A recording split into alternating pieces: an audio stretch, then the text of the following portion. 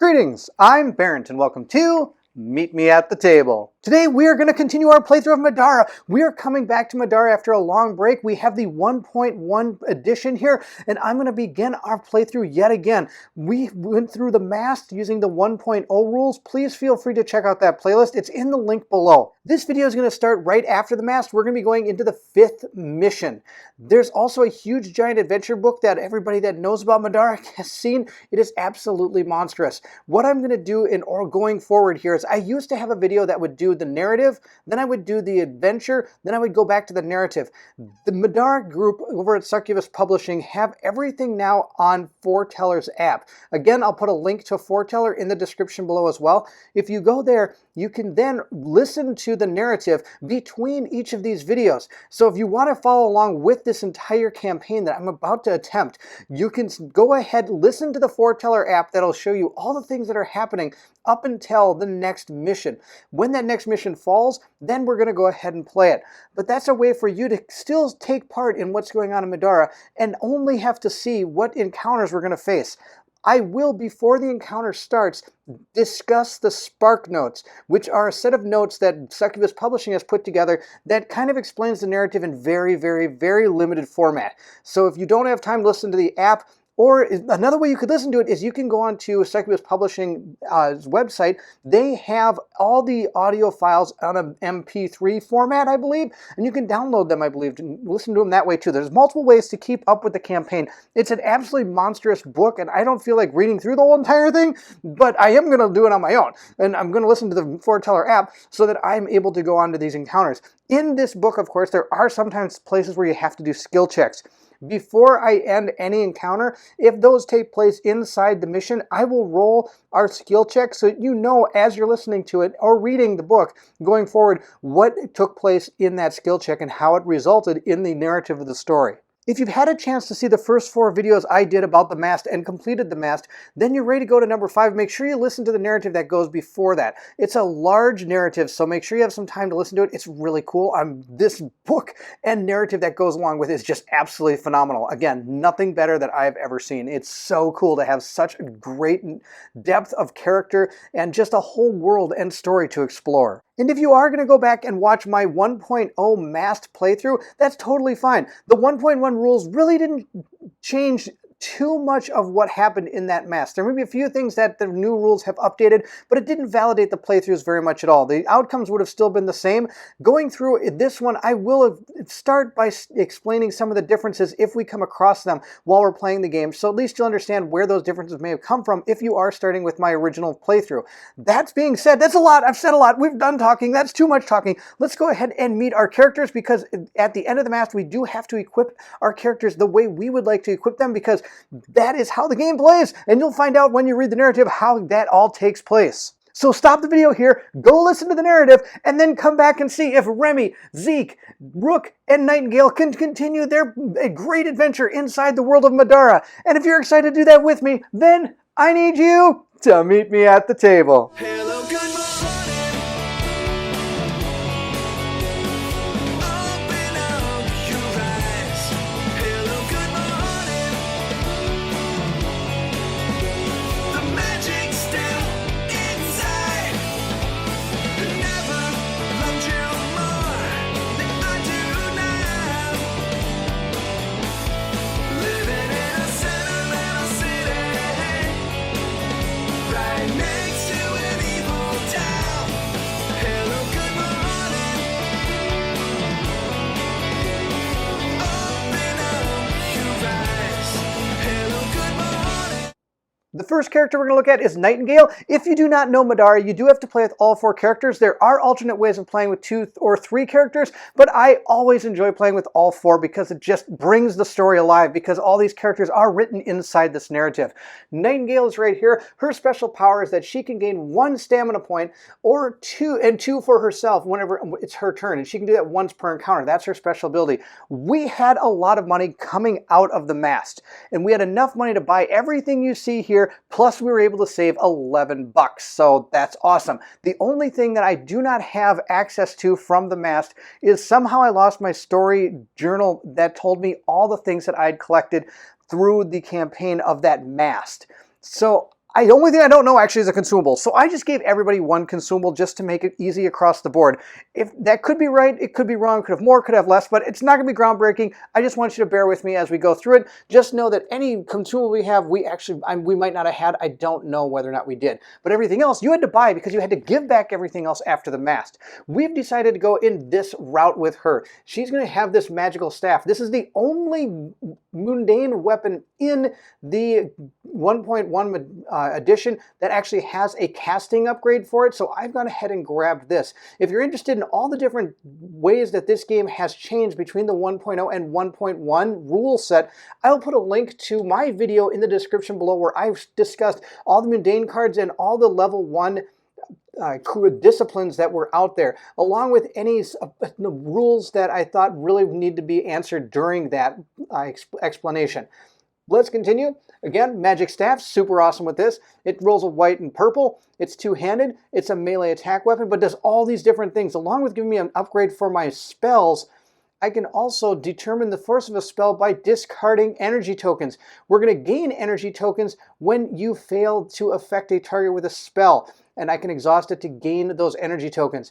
Also, I can exhaust this and spend a stamina point, and before the target of one of your spells makes a conviction check, in addition to the effect of the spell, I can deal white magic damage to that creature. And when I use this as an actual attack weapon, I'm going to gain these special bonuses when I see the symbols on the dice. If you're new to this game and you haven't seen a playthrough yet, you'll see how that works as we start going through. That's her weapon. She has a core. This core is going to give her +2 health and 1 defense and gives her the ability to dodge if I decide to exhaust it.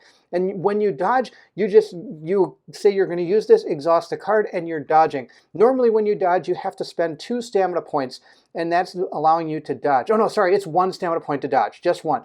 Once you spend that 1 stamina point, you can dodge. But if you're using a card, it is free. You don't have to pay the 1. We also gave her a leather jacket here, which gives her 1 armor and 4 health, and it gives her the ability to re-roll the dodge roll when I exhaust this. Passively, this is going to reduce the physical damage dealt to me by melee attacks by 2 damage, which is going to be pretty cool. The first 4 missions, the mast, she actually had Gore Shot.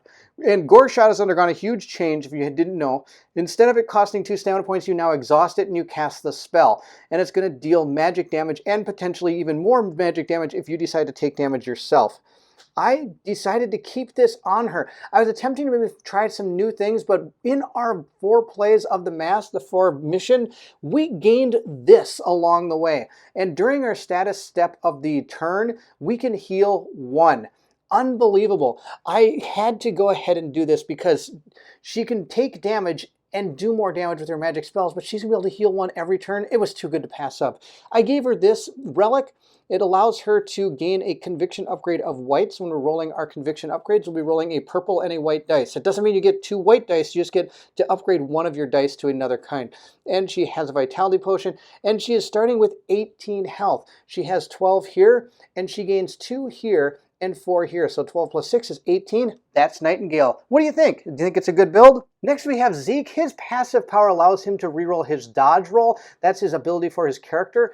And I decided to go with a longbow with him. When I did my 1.0 to 1.1 update, I did ask if anybody wanted to see something in action, and I got a comment about how somebody'd like to see an archer build. So not only that person, but I also like to try an archer build. So we're going to give it a shot. Our longbow gets 6 range. It rolls a purple and a white die, and its passive power here states if you haven't made a move action, when you make an attack, you may gain +1 to the attack roll. If this gains this bonus, I'm not allowed to move.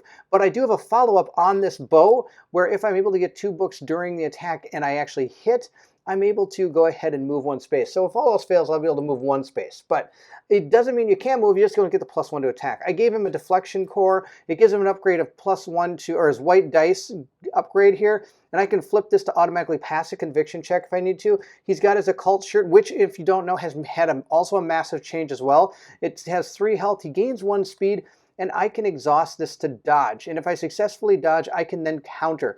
And it has a passive where the dodge is actually a little bit better than just the normal dodge. The only way I don't get +1 to my dodge roll is if I roll a skull.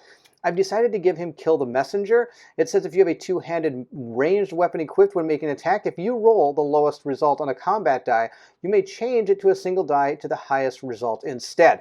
So we have that going for us, so hopefully that'll help our archer a little bit. He has a super hyper energy HP potion. It heals some health or gives stamina points to people or around him or himself. And all the arrows have moved from consumables to relics, so we do give him arrows here. He has True Flight arrows. I can exhaust these when I make an attack and the target of the attack cannot dodge. It's probably not going to see that too much, but I do get this. When you make an attack, you gain +1 to the range, and you are limited to having one arrow equipped. And this has combo archery. The way that works is if I'm able to if I have something else that gives me archery, hence this longbow here, I'm able to activate that combo ability. So my archery ability on the longbow is giving myself +1 range with those arrows. I hope that all makes sense, and that's Zeke. Moving into Remy, I did actually forgot to mention that Zeke does have 15 health, but we're going to continue into Remy. Remy has actually a couple powers here. Her flight has changed, and she's gained Shady Training. I can move 1 space in any direction, including diagonal, for 1 stamina point. And for 2, I can fly, but it can only be used if I have more than half my health. It kind of prevents the fact that I can just all of a sudden fly here to the exit if things are starting to look bad. It gives us a little bit more of a way of needing to keep on going in the combat. We have decided to keep the one-shot war axe. I'm super love this during the master. We're just going to go ahead and keep it, mainly because the power I've decided to give her is going to go along really well with this. I can exhaust this to gain +1 physical damage for books when using this, along with down here. So this skin can potentially do a ton of damage. I gave her a defensive core, which allows her to dodge. This is just like Nightingale's core. She also has a leather jacket, just like Nightingale. I've given her enchanted piercings, just like Nightingale. I've pretty much equipped her exactly the same as Nightingale, except for the war axe, which is pretty funny. But it's probably because I really like those 3 things together. Lastly, we have this. Chains of Command, this is her power. Making an attack with this, it has reach 2. This thing then can attack up to 2 spaces away. Also, it has a star follow-up command 3, so if I decide to not use the physical damage, I can spend my star to do a follow-up command 3 force X different plus the difference, where X is equal to 6 plus whatever the level of your highest martial discipline is. So it's only once. Right now this is a 7, and then it's also going to be force X, where X is plus the difference in hits. So whatever we do above the hitting of the opponent's defense, that'll also add to it. And then they're going to take a conviction check against this. This is what's called like a spell-like ability or something of that nature, and I'll make sure to explain that better when we actually start using it. That's going to be Remy. She's done. Super cool. She does have a total of, I think she has the same as Nightingale because she has the same stuff. She has 18 health starting the battle. Last but not least, we have Rook. Rook is I'm going to try to do a little bit different build than I've normally done for him during the mass. I've kind of changed him up a little bit. We have a Morning Star. This is a blunt, and it also is a Morning Star. It's going to roll a white die. I get to exhaust it when countering to reroll my dice, and also when I defeat an opponent, you may end the current action of all abilities, then move up to 2 space if I want, and I get some extra damage down here based on what I roll. I've also given a medium shield, which is going to combo with the melee here that he's using to gain the finesse white, so they're both using white. I can also exhaust this counter, so they kind of work together. I can counter and then re-roll it if I need to with my Morning Star. I also have a counter down here, so he's going to be countering all the time. That's kind of his plan here. He does also have the Cuirass, which is giving me 2 armor, and if you notice, I also have an armor upgrade here. I was able to gain this because in the Mast, we gained a monster loot card, and during the shop and train in between the mast and this point, you can go ahead and trade in your monster loot to allow you to gain any of the upgrades that you want to. Then you can place that on one of the cards that when you trade in the monster loot. It unlocks all of these. So however many of these upgrades I have bulky, I now have those unlocked. If I want to put them on other things, I'm going to have to pay to do it. But the first time you unlock them, you're able to put one on whatever you want. He has mage armor down here, which again, I can go ahead and exhaust it to an ally within sphere of influence gains barrier. Barrier gives you +1 armor. I can reduce the stamina point cost of this discipline if if the target is an ally other than yourself. Well, he's probably going to be using it on himself, but that's okay. He does have a couple abilities here. He does start with 14 health instead of 12 like everybody else, and he can equip an additional consumable, and he ignores the -2 movement from the first instance of heavy. I don't have anything heavy on him at this point. Maybe I should, but we're going to go without it right now because there's really nothing heavy that I want him to carry. He does have a Fate Engine. This Fate Engine is giving me a Conviction Upgrade White, and after the roll is made against you, remove all symbols from one die. This should hopefully help preventing him from taking damage and hopefully giving him the ability to continue to counter against enemies. He also has a Vitality Juice Box, which heals 3, and that's Rook. Rook is starting with 16 health. He gets 2 for this, and he gets the 14 from himself. This is where we're going to put our Spark Note area. Again, it does show what we've done after we completed the mass. This is a little out of date. I do not have the new adventure book, so there are no more mundane upgrades, and some of this has changed. But I just wanted you to be aware that we did have to shop and train, so that is why all our characters have such different things. According to the Middara Spark Notes, I'm going to read them to you, so if you don't want these spoiled, please go ahead and move on to the time step that has to do with starting the encounter. The party finishes up the mast and makes their way to the armory to get their final grade. Excited to finally have the opportunity to join the Demiurgy, Nightingale brags about all the dangerous, exciting adventures she'll have. Zeke deflates her enthusiasm by telling her that her family wouldn't allow her to join the Demiurgy. The party turns in their hand-me-down masked gear and are given real gold to purchase equipment. Add up points, gear is purchased. The gold the party has to spend changes depending on the performance during the mast, and I will show you that right now. We got 60 plus, so we were able to get 240 gold and 5 experience points. On top of that, any golden items gained during the mast are kept. This brings us to the path to citizenship. The party leaves the Institute of Elena and makes their way into the courtyard where the students are greeted and congratulated by their friends and family. Nightingale's father, King Balthazar, and mother, Queen Kezia, let her know how proud they are of her, a rare occurrence. Zeke and Rook are also greeted by their families, but Remy is alone. Her family is not there. Rook's parents excitedly tell him that Balthazar has invited him to a special meeting to discuss his future. Nightingale assumes that her father will use the meeting as Rook's formal invite into the training program for the Demiurgy, and cannot help but be a bit jealous of Rook. Nightingale invites Remy to come hang out at the graduation ceremony, and Remy reluctantly agrees. Continuing the Spark Notes into the graduation, later that night at the graduation ceremony, the ballroom is packed with students and supportive families. Nightingale shows her support as a new friend to Remy as she takes subtle verbal abuse from the royalty who see her sitting beside Nightingale. It's clear to Nightingale that Remy is disliked by the royalty, but she isn't sure why. Nightingale sees Rook conversing with Khufu at a table full of Demiurgy soldiers. Khufu is an old friend to Nightingale from Earth and is current member of the Demiurgy. She introduces Remy to Khufu, and the group spend a portion of the evening dining and getting to know each other. They discuss Zeke's older sister, Antonetta Young. Zeke laments her absence at the party. The first year he was on Middara was spent having fun at her side. Since then, Antonetta Young has left to find adventure of her own. Balthazar enters the ballroom and makes a commencement speech. Afterwards, once the party resumes, Nightingale makes her move. Believing that Rook was formally invited to the Demiurgy by her father, Nightingale decides to ask her father personally for his blessing to join herself. Balthazar surprises her and says that Rook wasn't invited to the Demiurgy. Instead, due to Rook's bravery during the mast and for saving his daughter's life from the Earth Loa, he will be knighted and assigned as her personal protector. Nightingale pleads with her father to allow her to join the Demiurgy. He denies her request, and the two argue. Angry, Nightingale leaves to find a better party, one that Zeke had mentioned during their conversation over dinner. Zeke, Rook, and Remy follow Nightingale in an attempt to calm her down. Yuna's party. While outside, the four follow Zeke until coming to a courtyard together, they marvel at the white spires of Alenia.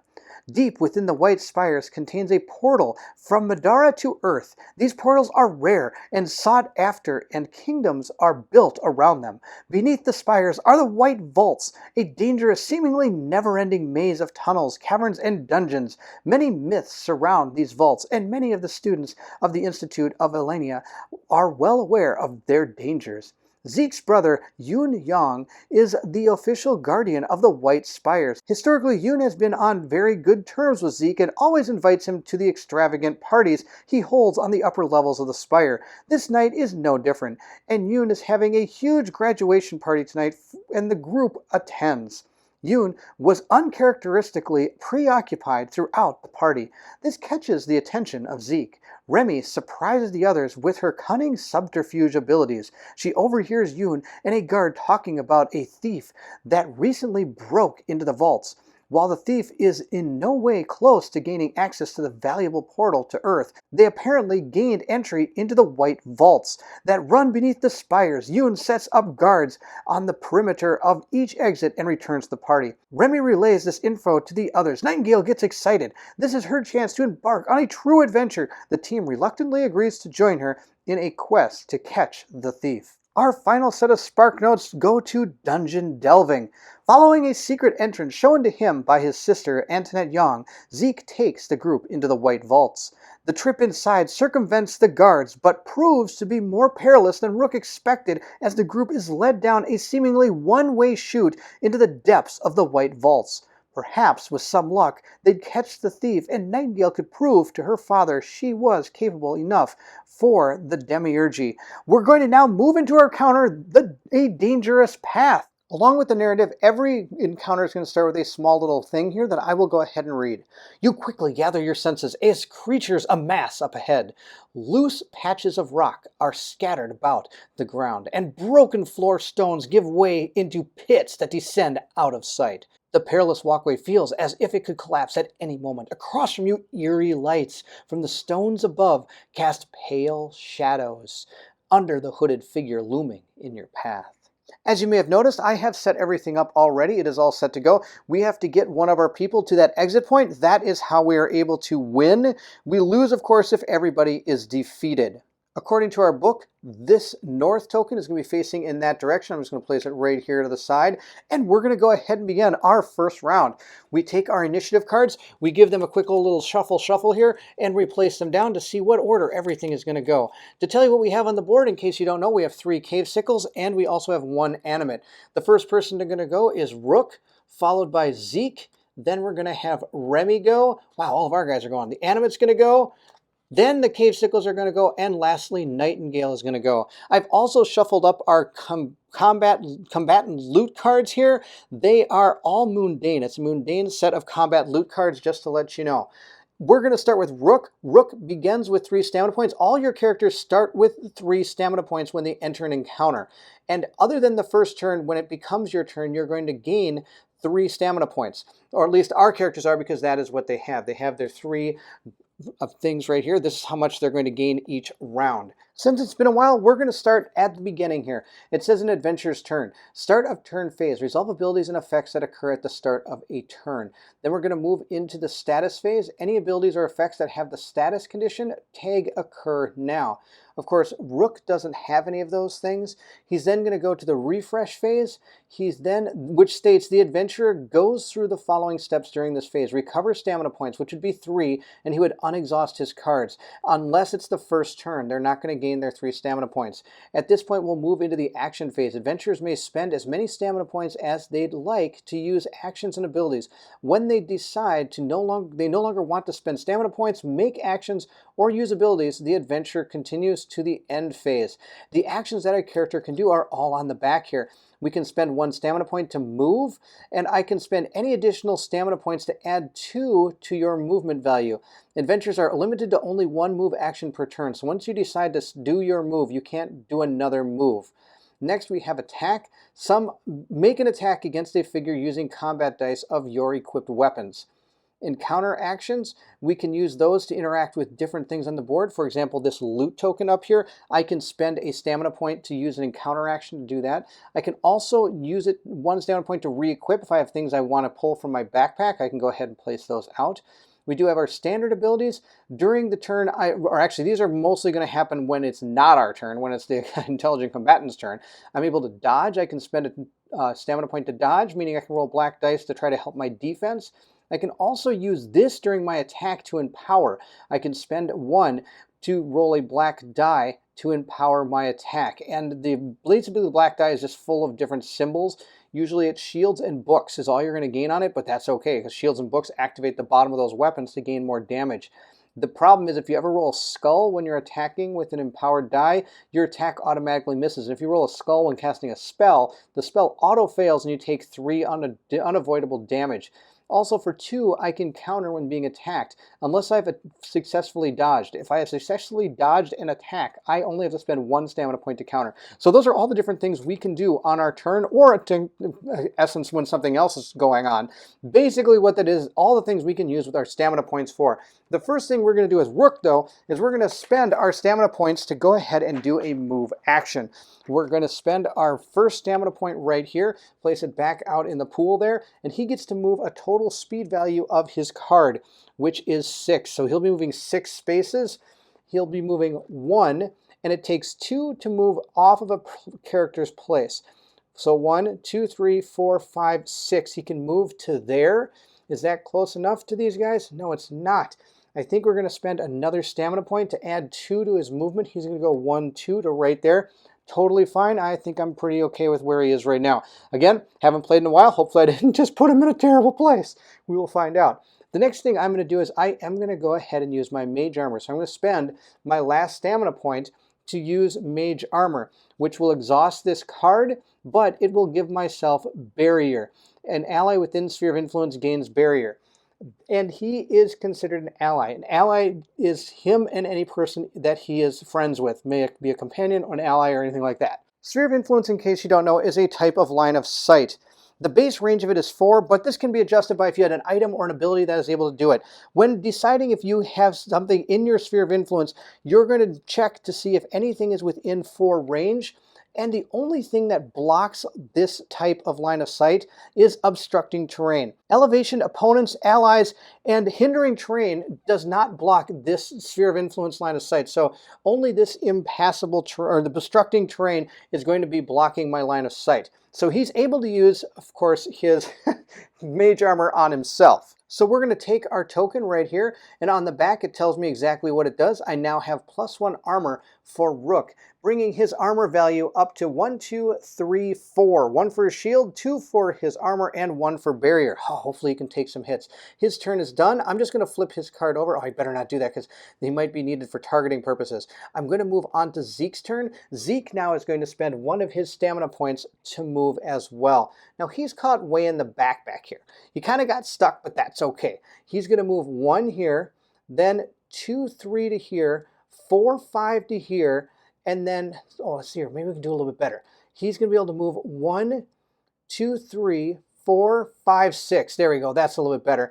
And that's all the farther he's going to go. He can now draw line of sight to one of these creatures and hopefully hit it with his bow. He has 1, 2, 3, 4, 5, 6 with his bow, and he gets that +1 range with his True Flight arrows. I gain +1 range when I have these arrows equipped. So he can shoot 7 squares. 1, 2, 3, 4, 5, 6, 7. So he could shoot either one of those creatures. Now we have to determine if he has line of sight to these creatures not going through Rook Square. Because if you attack through an opponent, they gain +1 to their, you get -1 to your attack roll. -1 to your attack roll. So I'm going to keep Rook there. Why not? And we're going to go ahead and remove him and remove him. And we're going to take our little line of sight thing and draw from the center of a square to the center of his square. So he's not blocking line of sight to that character there. This is all dangerous terrain. I can see through this. It's basically those giant pits they've been talking about.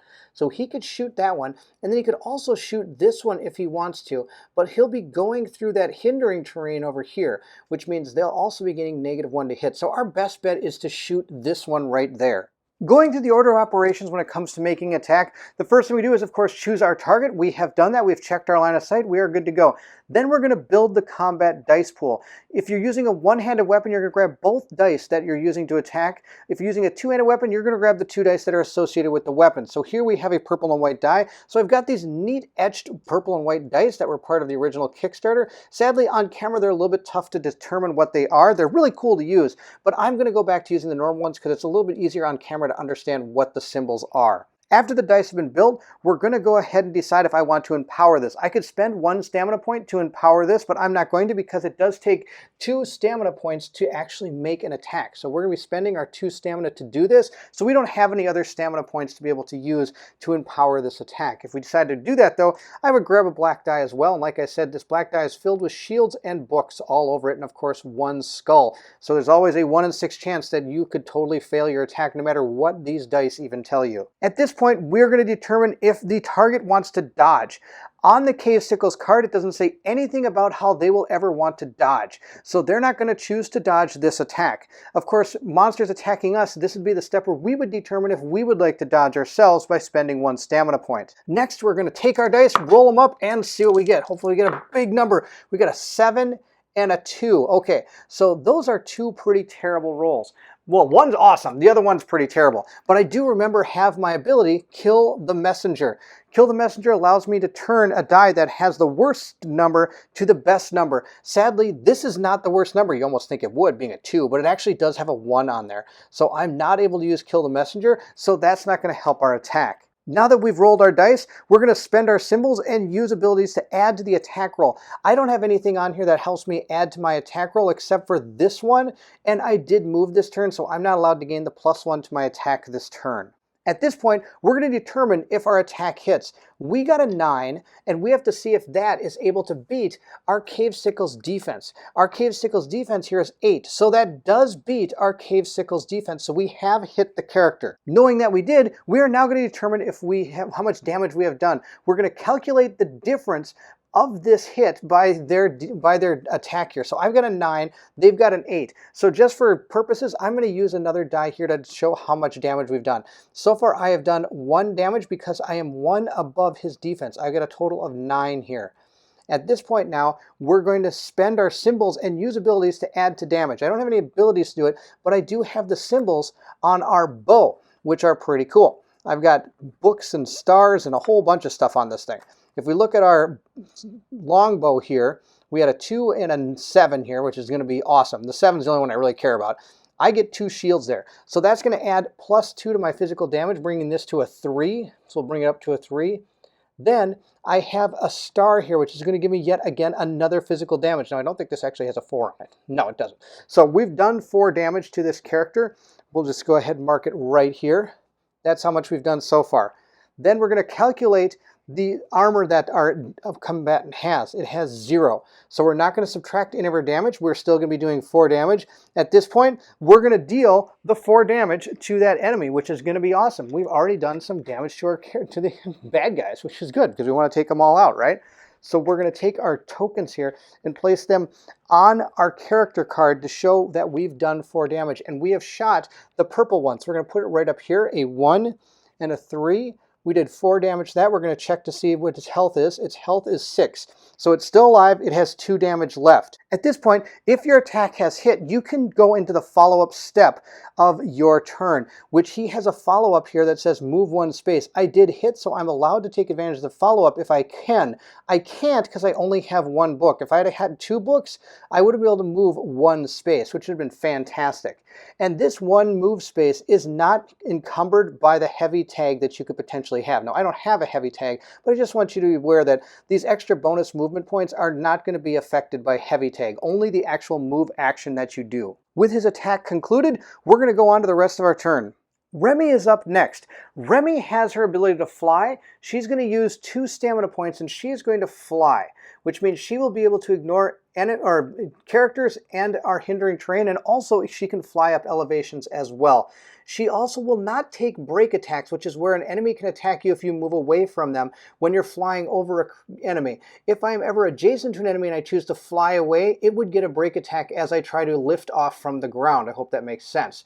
And another thing I haven't mentioned is you can only move orthogonally, which is what you've been seeing all the rest of us doing, but that's because we've been avoiding this. She sadly can't go 1, 2, 3 like diagonal. She has to go 1, 2, 3, 4, 5, 6 to right there. Remy's going to stop there. She's in a great spot. I'm super excited for. Actually, no, I think I'm going to stop her somewhere else. 1, 2, 3, 4, 5. Nope, 6 right there. That'll be fine. She'll be right there. Perfect. Her turn is done. She does get to carry over the 1 stamina point that she did not use. She's going to keep that stamina point. If I wanted to, I could use it to gain an extra 2 movement points, or I could use my shady training as well if I wanted to, but I'm not going to. I'm going to totally keep that point. Our animate is going to go next. So at this point, we have to go to his card and figure out what he's going to do based on all of the stuff that he has on his card. It's pretty cool. He's got this whole big AI track. I'm excited to show it to you. Looking at our animate's card, we're going to check its passives first. It says the first time each turn the animate hits with an attack, we're going to do something. So we don't have to worry about that right now. The first time each turn the animate makes an attack against an adjacent opponent, again, that's not going to trigger. We do have the next, now we have his AI steps, which we're going to start from the top and move down until we actually, one of these is appeased. It says, does the animate have damage? Heal 2? No, it does not, but it does say continue down, which means we will move to the next one. Is there opponent adjacent? No, there are no opponents adjacent to the animate. Is there an opponent within sphere of influence, which is that 4 squares around him? No, there is not. Then it says, can it move and attack an opponent within range 4? So it has 6 speed and 4 range. Let's see if it can get to one of our characters. Counting for our animate, 1, 2, 3, 4, 5, 6, and then the range is 4. 1, 2, 3, 4. It cannot actually make it to any of our characters, so none of the actual AI steps are going to be able to happen. So it is going to stay right there. If our animate did have a aggro token on his card, at this point he would appease his last golden rule. This is a new thing in 1.0. If he had one of those on him, his final step of his AI card could say, otherwise move towards the nearest opponent. This figure may jump up to 4 spaces during this movement. He does not have an aggro token, so that is not going to take effect. The only reason it's there is because sometimes there is a way of getting to a monster, and then sadly none of what they had on their card would actually activate them, so people were able to just take out them. It was very, very small chance that anything like that would happen, but they just wanted to make sure that all of their combatants, or their intelligent combatants, actually had a chance to do something to you. So that's the end of his turn. He's not going to do anything because none of his steps actually happen, and he doesn't have any aggro tokens. His turn is done. We're going to move into our cave sickles. So let's go ahead and take a look at their card. Again, we'll start by checking out their passive power. So cave sickles are immune to poison, and movement point cost is not increased when they travel through terrain or allies like we do. You have to pay 2 movement points whenever you move out of hindering terrain or water, or when you are actually moving out of a square that contains an ally. It does have a hive mind ability. The cave sickles combat dice and defense dice change depending on how many other cave sickles are within sphere of influence. So if there was one other one, they'd be rolling a white and orange instead of 2 white dice. If there's 2 in the sphere of influence, they're going to be rolling 2 orange dice. Of course, these dice, they can get pretty nasty as they go up this chain here. So with those passives in mind, we're now going to go ahead and check. Is there an opponent adjacent? No, there's no opponent adjacent. Is there an opponent within range 4? Let's go ahead and check. And the way you activate them is you activate them in order from up here. So red, purple, then yellow. So we'll start with our red cave sickle. He's right here. He is not adjacent to opponent, but is there an opponent within range 4? Yes, there is. There is 2 different people within range 4 of this cave sickle. At this point, you're going to determine who it attacks by whatever it says on his card. It says, make an attack against the opponent with the most damage. Well, right now, none of our characters have any damage. So since we don't have that condition met, you go by whatever character is in the front of the the track here when it comes to our initiatives. So our initiative track is what we're going to be going by. So this cave sickle is going to attack Rook with that attack. He is within sphere of influence of 1, 2, 3, 4. This one over here, because it's going to kind of go 1, 2, 3, 4. So it is in sphere of influence of all of these characters right here, these combatants. So he's going to get to roll 2 orange dice when attacking Rook. Our cave sickle does have those 2 in sphere of influence, so he gets to build his dice pool with 2 orange dice. I, at this point, can choose to empower his attack if I want to. Nowhere on his card does it give him the ability to empower his attack. Next, we're going to go ahead and decide if I want to dodge. I have no stamina points, and I also don't have any abilities on any cards that allow me to dodge. So we're going to go ahead and just roll the hit, see how it goes. It got a 9. Rook has a total of 10 defense, so this attack missed. I'm a big fan of the big old miss. So it's missed, it's make an attack of range 4. Then it's going to move to be adjacent to the opponent with the most damage within movement range. So again, that's going to be Rook. Let's go move our character. But before we do that, it does say then make an attack, follow up, inflict poison, forced 9. We're going to move our Cave Sickle so it is adjacent to the person with the most damage. Well, nobody's taken any damage yet, and Rook is at the top of the initiative track. So it is going to move to be adjacent to Rook and make a melee attack. We're going to be rolling the same dice because I'm going to build that thing. I have no empowering, and I'm also not choosing to dodge. It got a 5. Oh, that's awesome. So this attack did not hit. There are a few more steps in the actual attack action that we're going to take advantage of here. So now that the attack has missed, I'm going to go ahead and not be able to spend any symbols because, of course, it missed. We're not going to subtract any armor. We're not going to calculate and deal final damage because there's nothing to do. The next step would be check if the target counters. So if the attack misses or deals no final damage, the players check to see if the target uses counter. So one of our characters can spend 2 stamina points to counter if they wish to. If they dodged and met the conditions to counter at that point, it would only cost 1 stamina point. Or we can use one of our cards. We're going to use our ability core here that has exhaust counter. Since its attack missed, I can go ahead and make a melee attack targeting that character. We're going to go through the same steps we just did with the Cave Sickle, building my dice pool of 2 white dice, 1 for our Morning Star, and normally this would be a purple die, but since it's a melee weapon that I'm being able to combo with, I'm able to turn our medium shield into a white die as well. We're going to roll our dice, see how it goes. We got a 4 and a 4. That sadly does not hit our Cave Sickle. Well, it hits the Cave Sickle, but it's not going to do much damage. It's only going to do 2. We want to do more than that. And right here I have exhaust. When countering, you may re-roll any of your dice. So I'm going to exhaust my Morning Star to allow myself to roll these 2 dice again. I could choose to keep one if I wanted, but I don't want to roll them both. Oh, I got even worse. Oh, that counter was terrible. So we didn't do anything for our counterattack, which is very, very sad. Finishing up our Cave Sickle's AI step that he has here, it does have follow-up, inflict poison, force 9. Now, follow-up attacks can only happen if you've actually hit the target. His attack missed, so he was not allowed to do any type of follow-up actions. Also, whenever an action or ability triggers to prevent, it will stop anything else from happening. So even if he attacked, hit, did no damage to me and I decided to counter, that would prevent his follow-up from actually taking place. These Cave Sickles are all considered a swarm, so they're all going to activate individually, but they're going to activate all based on that first AI card here that has them going from 1 to 3. So our next one, the purple one, is going to activate. Again, it's going to be rolling 2 orange dice because of the hive mind. It does have all those characters in 4 spaces. His first one is there an opponent adjacent? No, but he does have is there an opponent within range 4? Yes, it is. He's going to target the person with the most damage. Again, nobody's taken any damage, but Rook is in first here on the initiative track. So Rook is going to be attacked for 2 orange dice by that purple Cave Sickle. Let's roll them up and hopefully I don't get hit. We got an 8. Again, that is going to not hit Rook. Rook has a 10 defense. Let's move into the next part of the AI step. The next part states, then move to be adjacent to the opponent with the most damage within movement range. Again, that's going to be Rook. He's just going to move up 1 space so he can attack him.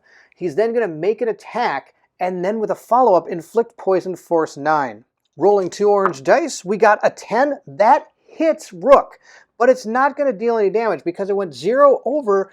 He basically just flat out hit and got lucky. This is going to do 1 damage. We have all that armor, so we're going to reduce the damage to almost nothing. At this point, I'm going to go ahead and use my medium shield.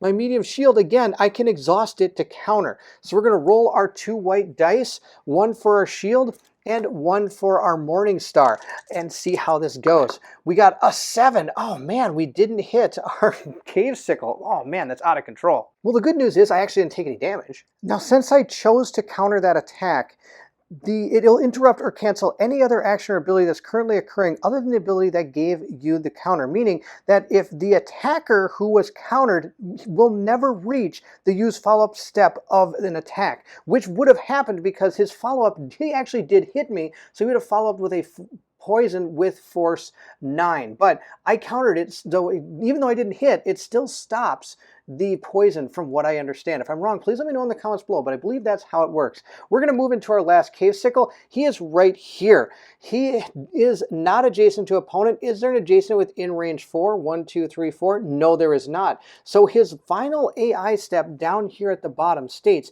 can it move and attack an opponent within range 4. Move to be up to range 4 from the nearest opponent, then make a ranged attack. So he's going to move to be up to range 4. 1, 2, 3, 4. And he's going to make an attack, a ranged attack against Rook here. And again, he's within sphere of influence. 1, 2, 3. I can't believe all these guys are still on the board. I should have at least been able to take a 1 by now with all those counters, but I failed miserably.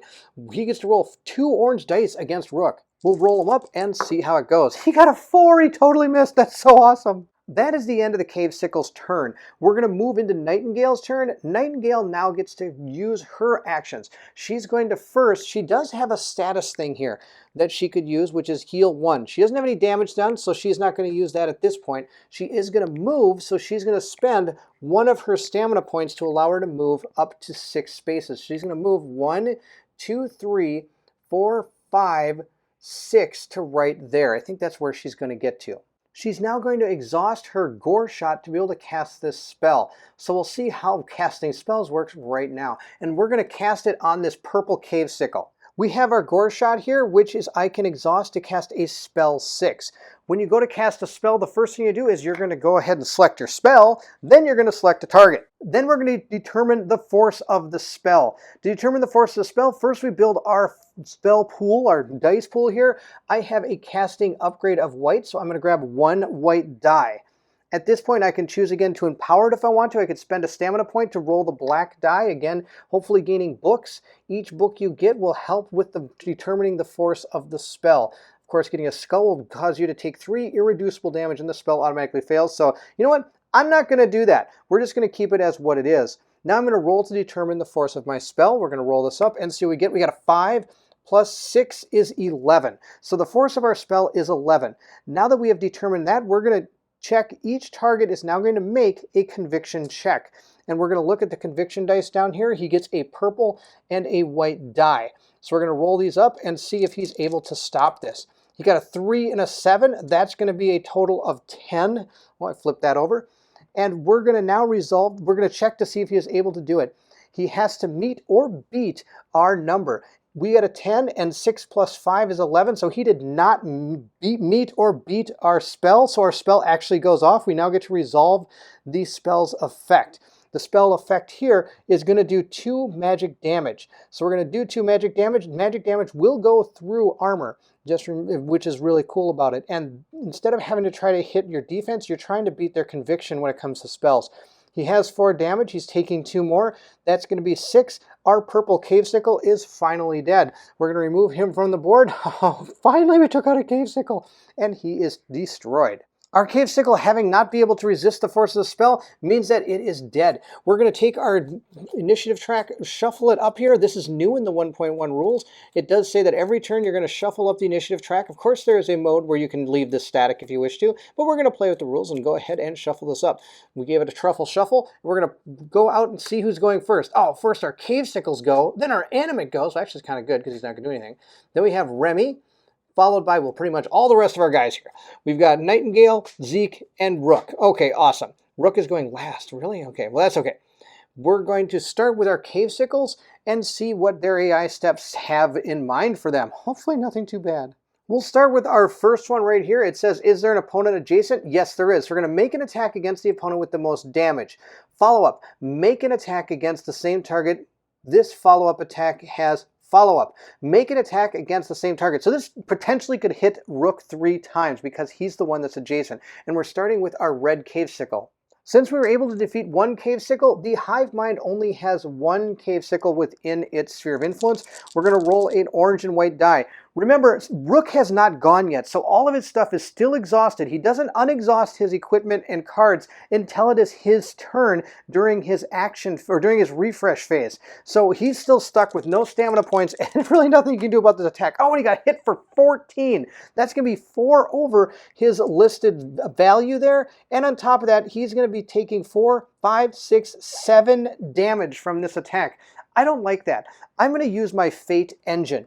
I have a card here that says once per encounter after a roll, is made against you, remove all symbols from one die. I think that's going to be our best bet. We're going to put our token on there that states that this was used.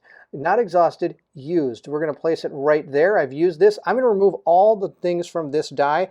It still is a 14, so it still hit me by 4, and I'm going to take 1 damage from this physical attack here. So I took a total of 5 damage.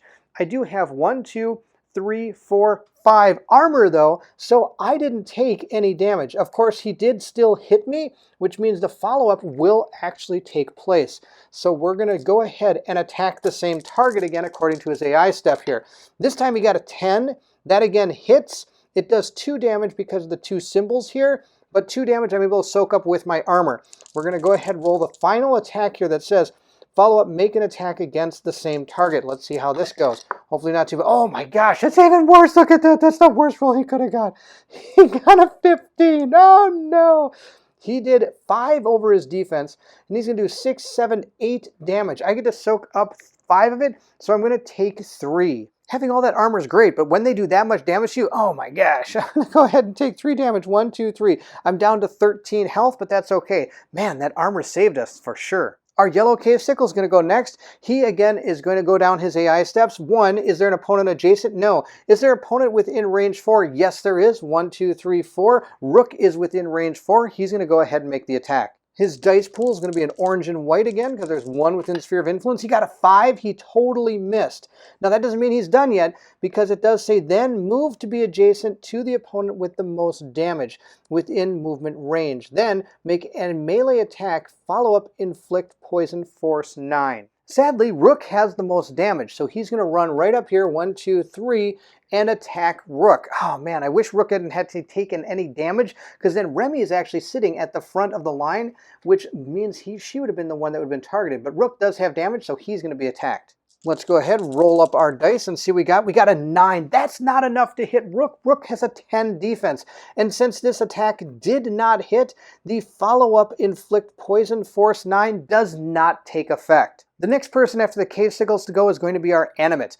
Our animate, sadly, is not going to be doing anything. He's in the same location, and there still is nobody that it can make a move and attack an opponent up to 4 range. So he is still stuck right where he is, but I'm pretty sure that's going to change. Wow, Rook is just soaking up all this hits. This is so good. Remy is going to go next. Remy is going to go and start by checking to see if there's any start of turn phase for her, any status phase. There's nothing she's going to do. So we're going to go into the refresh phase where she's going to recover stamina points and unexhaust her cards. So we're going to go ahead, take 3 stamina here, and we're also going to gain 1 more. Now, I put them on the character cards so everybody can be aware of where we stand when it comes to how much stamina we have.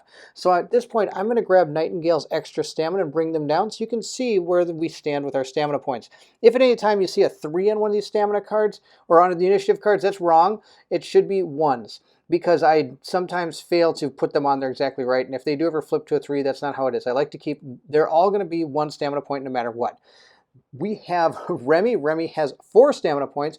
Remy is going to use 2 stamina points to make an attack, and she's going to use her chains of command. It says exhaust. When making an attack, this attack gains reach 2. So now my war axe can go 1, 2, and attack that red cave sickle right there. I'm also going to gain this ability, star follow-up command 3, with this ability down here. If we get this star, I'll explain how this works. Remy gets to use her one-shot war axe. She's going to grab the 2 white dice that go along with it. I'm choosing not to empower this attack. Let's see how it goes. I got a 6. Oh, that's terrible. We need to take these guys out. I'm going to use my enchanted piercings and put my use token on this. Once per encounter, after making a roll, re-roll any of your dice. So I'm going to choose to re-roll these dice because that was absolutely bonkers terrible. I got an 8. That's enough to at least hit this cave sickle. And now I'm able to do my damage, which is really only 1.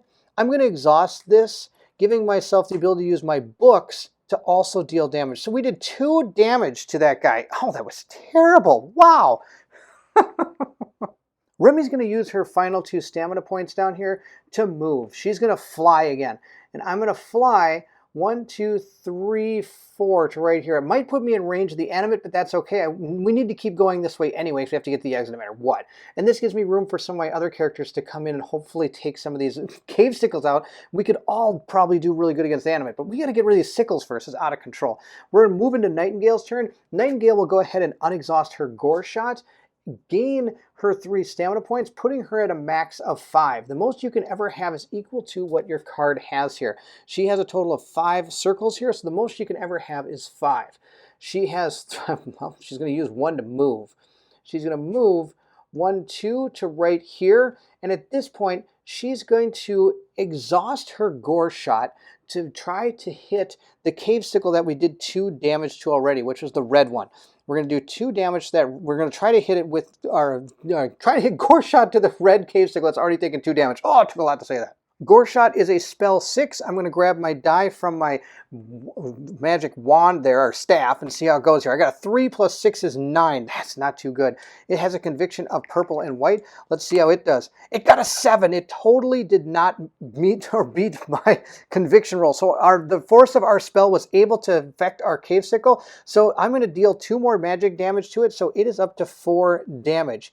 At this point now, I can deal myself 2 irreversible damage and deal an additional magic damage equal to 2 times your highest level courier discipline. So I'll be able to deal 2 more damage to it, meaning it will take 6 damage and die. But of course, I also take 2, bringing Nightingale down to 16, which is totally fine. I'm super happy to get rid of a cave sickle for that. This cave sickle is off the board, which is helpful, and I'm going to take my exhausted Gore Shot, place it back on my character card. Gore Shot used to be one where it only costed 1 stamina. Imagine being able to cast that thing 5 times. Of course, the old card only used to do magic damage. You'd only be able to do 1 irreducible, you'd take 1 to do 1. But, you know, hey, they changed Gore Shot. I can only shoot it once. That's too bad. It used to be so good. But now we're going to swing our staff around. I'm going to spend 2 of my stamina points to swing our magic staff, and maybe we can take this one out with our magic staff. The dice pool for a magic staff is only a white and a purple.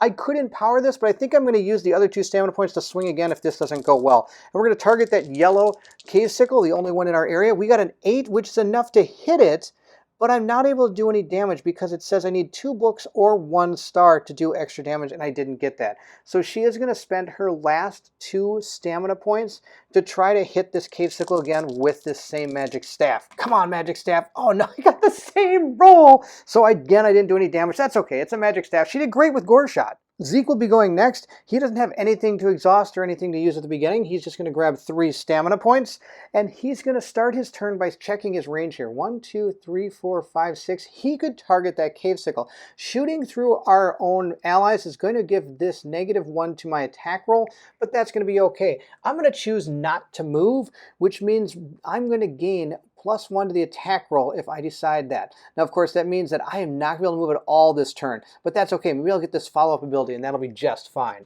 I'm going to use our 2 stamina to fire the bow, and I'm going to use my last stamina point to empower this attack. So I'm actually going to gain a white, a purple, and I'm also going to get this black die and hope I don't see that.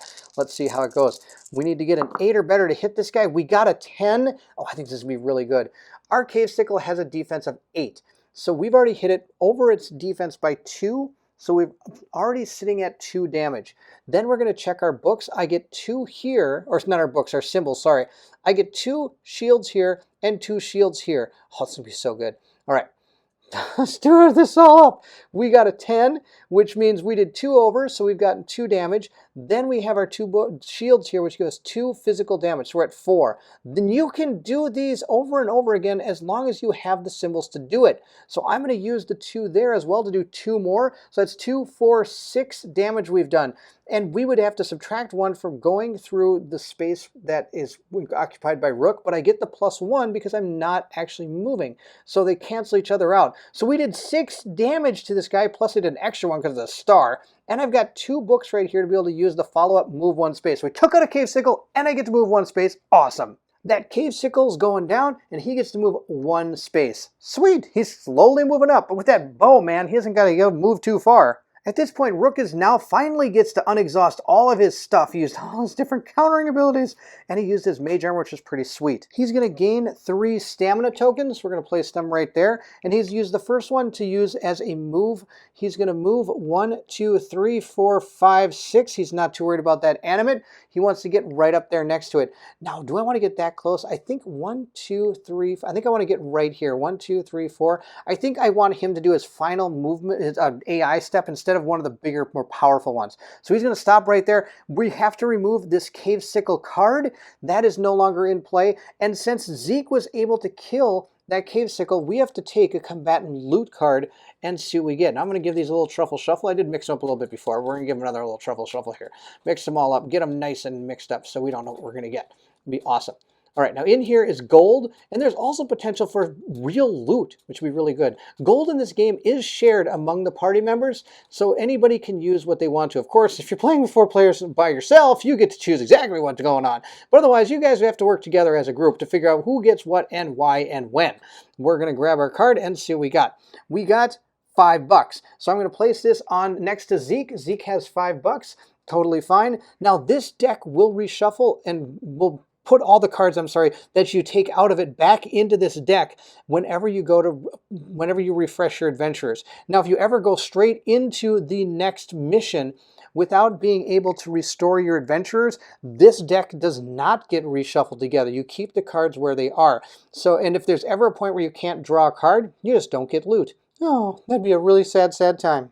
Rook has completed his turn. He's going to take his 2 stamina tokens and put them there while I shuffle this up a little bit, because I don't want him to forget that he has 2 stamina points. We're going to shuffle up real good, get him nice and shuffled up here, and see what's going to happen. We're going to start with Rook. That's awesome. Oh, then our animate's going to go. Then Remy's going to go, Nightingale, and followed by Zeke. Oh, this is going to be really cool. Rook is going to take both of his stamina tokens that he has. He doesn't need to unexhaust anything. He still has them all. Of course, I forgot to cast Mage Armor on somebody, which would have been fantastic. He's going to do that right now. The first thing he's going to do is use Mage Armor. An ally within Sphere of Influence gains Barrier. I can reduce the stamina point cost of this discipline by 1 if the target is an ally other than yourself. So we're going to exhaust this and give a Barrier token to Remy. Remy now has Armor +1, which is fantastic. I'm a big fan. He's then going to use one of his to move 6. 1, 2, 3, 4, 5, 6. He's going to move right up to this animate. Oh, let's see if we can get him. We've got 2 attacks coming at him because I still have 4 points here. Now I could empower one and only attack once if I want to and leave this to help me dodge. But oh man, I really just want to see if I can hit him. We're going to spend our 2 and start our first attack. And I'm not empowering. We're just going to hit him. With the Morning Star and the shield, we're building our 2 white dice for our attack. He gets to combo melee here. Let's roll these up and see how we do. We're spending our first 2 stamina points, which means he still has 2 more. Like I said, I could empower if I want to, but I'm not going to. We need a big number. We got a 9. Well, 9 does hit because it just hits, so we do no extra damage. We get to spend our symbols now. We have 2 shields, and right here I get to do 2 physical damage for my shield. Sadly, he's got 3 armor, so he soaks all that up. Oh, sadness. I'm going to spend my last 2 stamina points to try to hit him again. Come on, let's get this animate. Oh, we got a 7. That's terrible. He didn't do any damage to the animate at all. So the animate's sitting there strong with no damage on him. It's going to be our animate's turn next, and he's standing toe-to-toe with Rook, which means that he's going to go ahead and do his first one right here, which is there an opponent adjacent? Chains of Perdition and Heavy Cleave do not go ahead and activate. Does the animate have any damage? Nope, so we don't have to heal him. So there we are. Is there an opponent adjacent? Then make a melee attack. His melee attack dice are an orange and a teal die. These are terrible. Rook has no way of being able to dodge this. He's just going to go ahead and take it. He got a 5. Oh, that's perfect. So he actually didn't hit me at all. So since he did not hit and the total damage done to me was 0, I can go ahead and try to counter. We're going to use our ability core to counter. We're going to roll our white dice with our Morning Star and our shield. I'm just going to bring the Morning Star in because it's the only one that actually has little things we can use. We're going to roll them up. We got a 9 again. So we didn't do any damage, but that's okay. My Morning Star here states that when countering, you may re-roll any of your dice. I'm going to choose to re-roll this die. I'm going to go ahead and flip that. We're going to use it. We're going to put our 6 up there so I don't bump it. And we're going to get a big number. Yes, we did get a big number. We got a 7. That's a 13 total. Oh my goodness, here we go. This is what we like to see. Now this is an exhausted card, but I want to bring it down here so we can do our symbols and everything. We did 9, 10, 11, 12, 13. We are 4 over when it comes to hitting our animates. Right now, we are doing 4 damage. Then we get to spend our symbols. 4, 5, 6, 7, 8, because I get to spend these 2 and these 2. So we spent both our symbols, do 4 more damage. That's 8. Then I have a physical damage here, which I can spend the star to do 9 damage to this guy. He gets to soak up 3 with his armor because none of my damage is actually armor piercing. So we were able to counterattack for 6 damage. We're going to place our damage right up here on this guy. That's awesome. So we have 6 damage on him. Oh, that's a good start. He has 18 total health. That's the end of his attack. I did counter. Now let's see what else it says. It says, then move up to 2 spaces farther from the target. This movement does not provoke break attacks. Oh, one thing we forgot is our heavy cleave. The first time each turn the animate makes an attack against an adjacent opponent, it will empower its attack. So it would have rolled a black die. Now, black dice only have symbols, and since his number wasn't high enough to hit me, it wouldn't have mattered if I rolled this or not. But when he does make his first attack, he should have rolled this. Also has a chains of perdition. The first time each turn the animate hits with an attack, follow up, make another attack with the same range and damage type against the same target. He did not hit, so chains of perdition is not going to fire off. We are going to move 2 spaces farther from the target. This movement does not provoke break attacks, and that's going to be the end for our animate. Oh, that's really good, because his AI card here now does not say continue down after that step. He can't move 2 spaces to be farther away from somebody, so I think what he's going to do is just stay right where he is. If I'm wrong about that, please let me know in the comments below, but if I do move him, he's actually going to be attacked by Remy, where if he's here, he's not going to get attacked, so I think it'd be more advantageous for him to stay right there. Remy is next. She's going to start by unexhausting her one-shot War Axe and grabbing 3 stamina points and placing them down on her card. She's going to spend 1 of them to move. She's going to move, oh, maybe I'll spend 2. I'm going to spend 2 to move. 1, 2, 3, 4, 5, 6. Oh, she's going to fall in the pit. Never mind, she's not going to fly. I guess she'll just move 1. 1, 2, 3, 4, 5, 6. That's totally fine. She'll get to right there. And I could use 1 more stamina point. I am. I'll use 1 more stamina point to get right here. There we go. She's going to end right there. That's the end of her turn. It's going to now be Nightingale's turn. Nightingale is going to go ahead and unexhaust Gore Shot. She's then going to use this. On her status turn, she can heal 1. So she's going to bring her points or her hit points up to 17. Her 3 stamina points are going to be placed on her card. She's unexhausted Gore Shot. She's going to use 1 stamina point to move. 1, 2, 3, 4, 5, 6. She is within sphere of influence of this guy. 1, 2, 3, 4. 1, 2, 3, 4. Just like that. You can count range diagonally. You can only move orthogonally. She's going to, at this point, cast Gore Shot. Boom. Gore Shot's going to be awesome. Here's what we're going to do to try to get this animate. We're going to exhaust Gore Shot here, so I'm going to gain my conviction die of white. I'm also going to use 1 of my 2 remaining stamina points to empower this spell. Hopefully that'll help. We need as much as we can get to break through a teal and an orange conviction die. Oh, that's brutal. I do have my magic staff. I can use this to exhaust it to, well, either gain a charge or I can maybe do some more damage. First, let's see how our conviction goes. Let's roll these up and see how it goes. Okay, so I got a 5 plus 6 is 11. Plus 3 books. Now, this book does not help towards my roll, but these 3 books do. So I have a 5, 11, 12, 13, 14. I have a 14. I'm going to go ahead and exhaust my magic staff and use my other stamina point here. This states right here that I am able to, before the target of one of your spells makes a conviction check, in addition to the effect of the spell, deal white magic damage. So the spell does actually have to go off from how I understand that card being. He gets to roll his conviction dice.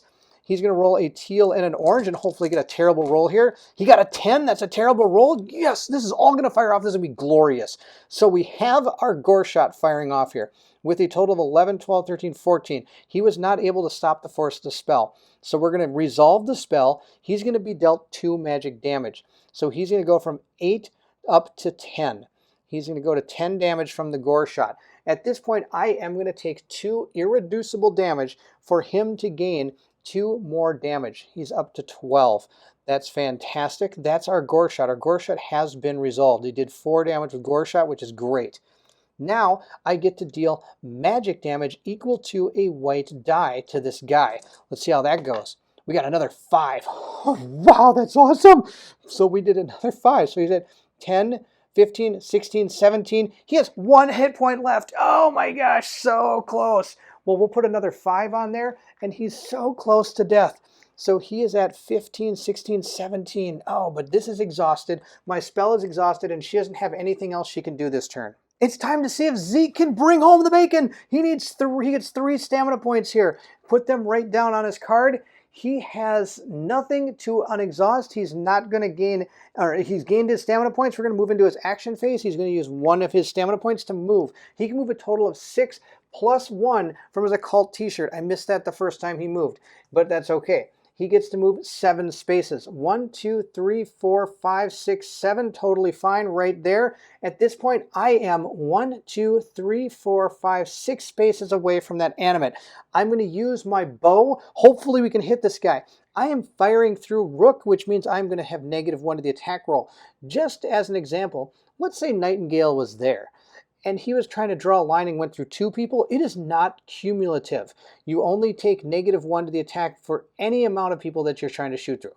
So he's going to roll his dice. Oh, let's see how we do. He's only rolling a white and purple die, and I don't have any way to empower this to do anything at all. We're going to roll this up and see how we do. Oh, we only got an 8, so that's not going to hit. And I don't think this is the lowest number on the die. Oh, it is the lowest number on the die. I can use Kill the Messenger. Kill the Messenger states if you have a 2-handed ranged weapon equipped, when making an attack, if you roll the lowest result on a combat die, you may change a single die to the highest result instead. So since the 2 is the lowest, I'm still sure it is, yes it is, I get to change it to the highest, which is going to be the 7. Oh, this is perfect. Oh my gosh, I knew Kill the Messenger was going to be good. I've used Kill the Messenger. That's awesome. I didn't know if I'd ever fire off. We got 13 now instead. Guess what? This animate's totally dead. I don't even know if I need to do the adding. But just for education purposes, we got 9. We got 13, so that's 4 over. Then I get to add my numbers here. I get to take 2 physical damage because of those 2 shields. We got 4, 5, 6. I get +1 here, 7. And I get to follow up move 1 space. Wow, that animate got totally destroyed by this bow. We're going to remove our enemy from the board and grab our next combatant loot card and see what we got. We got an 8 gold. That's fantastic. Zeke's the one piling up the money. He's all in the back. That's the end. We're going to remove our animate from the line. He is dead. We're going to put our 1 stamina point right next to her, shuffle up our cards here, and this is really kind of going to be a moot point, but we're going to do it anyway because that's how we play the game. We're going to shuffle these up, put them all out here, just like that. There we go. And Nightingale gets to go first. She's going to gain her 3 stamina points, moving 1, 2, 3, 4, 5, 6, 7 over to this loot token. Then she's going to use her other point to go ahead and pick up the loot token. We'll see what that is momentarily. Then it's going to be Remy's turn, and Remy's just going to move her stamina points right over there, and we have completed our mission. But let's check out the chest, and then we'll see the end. Now, of course, the cool thing about this game is if I didn't think I wanted the money or try to kill that animate, I could have just ran for that exit and called it a day, and the animate could have just sat up there. We never would have got the chest, and we wouldn't have got the extra $8 for killing them. Our blue loot token states you find a pile of treasure, gain 10 gold and 2 random consumables. Also, since we did an adventure ends their turn with next to on the blue exit marker, we get the reward of the party members gain 1 experience, and we are going to continue into Rumble in the Dark. We have our deck of consumables here. We're going to give it a little truffle shuffle here, and I'm going to close my eyes because I don't want to know what the top card is. You are going to draw these from the bottom, but still, even knowing what the top card is, you're going to know that you're not going to get that one. We're going to get this and this. So we got a mundane consumable of Mighty Fortitude, which allows us to at any time gain 1 stamina point, and then I've got some throwing knives, which I can throw and do 1 purple die worth of damage. This goes by any type of defense or anything. This is just straight damage. Of course, can be reduced by armor. We're going to give these both to Nightingale, and we also gain those $10. Before I show you where we are in our adventure log, there is one more thing I have to do. Before Remy activated, she was able to activate her bodysuit, meaning she's able to heal 1, so she's at 16 health before we move into our next adventure. Let's take a look at our log here. We have 34 gold right now. We're going to be moving into page 34, which is pretty ironic there. We have our characters here, and Zeke, Remy, Rook, and Nightingale all have 3 experience points. I have to decide if I want to spend them or not. I could spend them on gaining another type of discipline from another tree, but if I wanted to spend get another level 1 discipline in the same tree, I would have to not only spend 3 experience, I would also have to spend 1 more to gain 1. So I can't get another martial discipline for Remy, for example, unless I want. And so it's all depending on if I want to grab something from a different tree. Let me know what you think in the comments below. At this point, I also put out our damage. Rook and Nightingale both have taken damage, and we did not get to refresh our characters, so we're going to be having that damage moving into the next encounter. And there you have it. We completed our first mission after the mast in Middara. We went through a dangerous path. We were able to collect some gold. We took out all the monsters. We're moving into the next one, which is going to be Rumble in the Dark. Now, between this video and the next video, there is no story to have to check up on the Forteller app or in the Middara website. So just be prepared. We're moving right into the next adventure, and I'm looking so forward to it. We were able to get through this one pretty easily, I think. We did some pretty bad rolls at the beginning, but we were able to hold them off pretty well thanks to Rook's armor. Oh my gosh, so much armor that guy has. I hope you're enjoying the playthrough. If you did, don't forget to like, subscribe, and hit that bell symbol so you know when the next video for Middara comes out. Also, please feel free to leave anything in the comments below. I would love to hear from everyone. What do you think of my characters? Do you think we need to get some other abilities on them, or are we okay where we are? Again, thank you so much for watching. And if you're excited to see if our characters, Rook, Nightingale, Zeke, and Remy, can continue on in Middara, then I need you to meet me at the table.